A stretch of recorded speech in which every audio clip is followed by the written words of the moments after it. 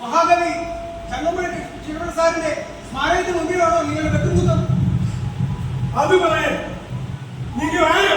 ഞാൻ ആരെയും കൂടെ അത് നിങ്ങൾ വെട്ടിയത് നൽകുന്നത്.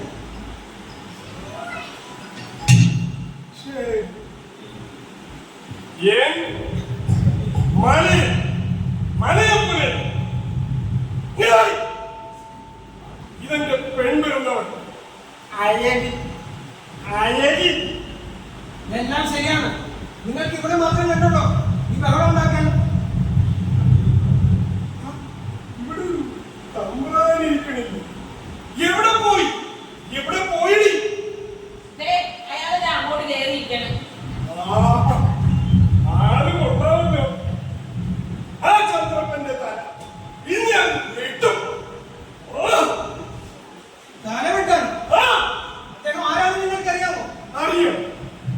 നല്ല അദ്ദേഹമാണ് മഹാനായ കവി ചങ്ങമ്പുഴ കൃഷ്ണപ്രസാദ്.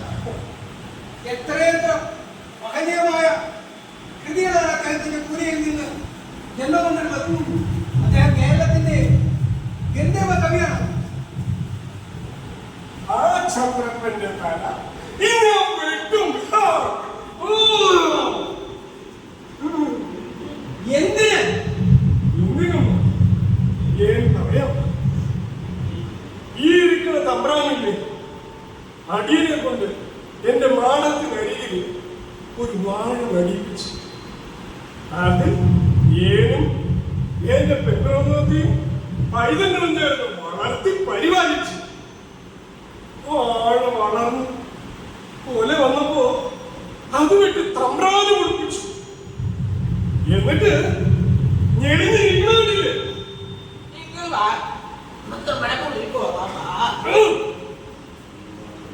അന്ന് ഞങ്ങൾ കൊല വെട്ടിയ വാക്കിത്തിയാണ്. എപ്പോഴെങ്കിലും ഈ പുഴയുടെ തലവെട്ടാൻ ആണ്ടാന്ന് നോക്കി നടക്കിയിരുന്നു.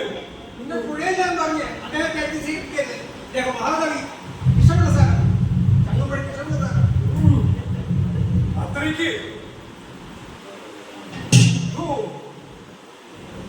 അത്രയ്ക്ക് മഹാനായിരുന്നെങ്കിൽ എന്തിനു ഞങ്ങളെ കൊണ്ട് വാഴ ഒപ്പിച്ചു? എന്തിനു അത് പറ്റി ജന്മിക്ക് പഠിപ്പിച്ചു?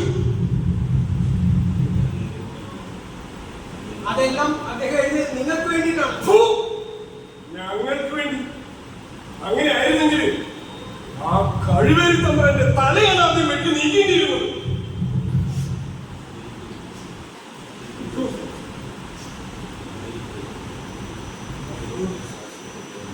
അതൊരു ശാശ്വത പരിപാടിവന്ന പോലെയാണ്. ഒരാളുടെ തല വെട്ടിയിട്ടോ 10 പേരെ കൊന്നിട്ടോ എന്ത് നേടാനാണ്?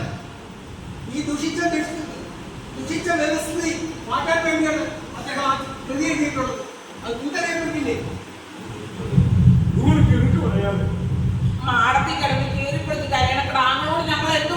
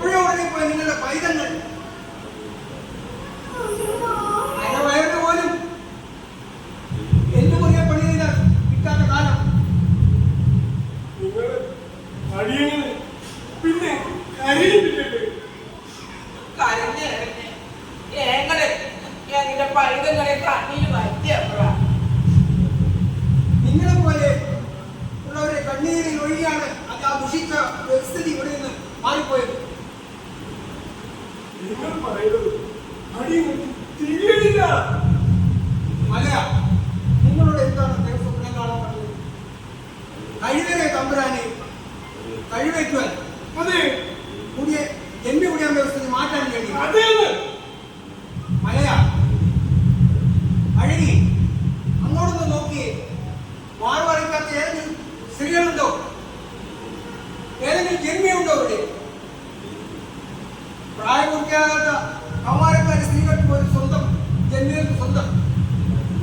എല്ലാ ജനങ്ങളും സമന്മാരെ അല്ലേ ഇവിടെ? അതല്ലേ അദ്ദേഹം നിങ്ങളുടെ സ്വപ്നം കാണാൻ പറഞ്ഞത്?